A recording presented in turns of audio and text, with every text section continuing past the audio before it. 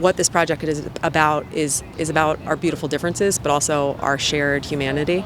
The title is Tradition is a part of us, humanity is all of us.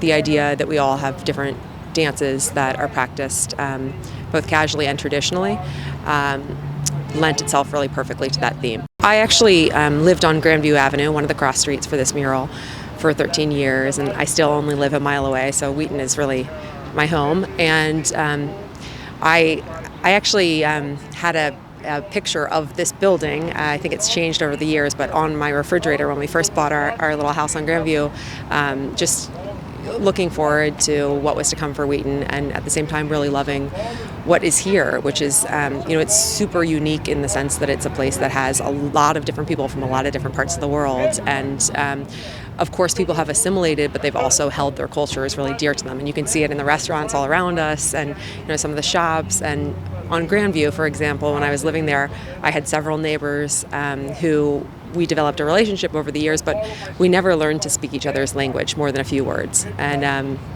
so when I found out that I was selected as one of the finalists and had to come up with a design for this project, I started thinking about all those things about Wheaton that I love, and just how do I bring that out? And I was sketching out some ideas, and I have a little son who has Down syndrome. He's 4, and he was dancing in front of me with his brother, who's typically developing, and the two of them are dancing. They're having a great time. They're communicating without words. A lot of people with Down syndrome are nonverbal. My son has a little bit of language, but it's developing slowly. And I was just thinking, gosh, that in some ways there's a lot of crossover there with what I'm doing for this project. One of the things that I love most about public art is that it brings people together.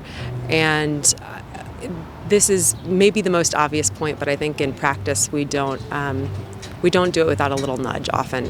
We tend to stick to people that we know, places that we know, communities that we're comfortable with, and that has a beauty too. But one of the gifts of public art and murals is that while you're working, a lot of people come up and talk to you.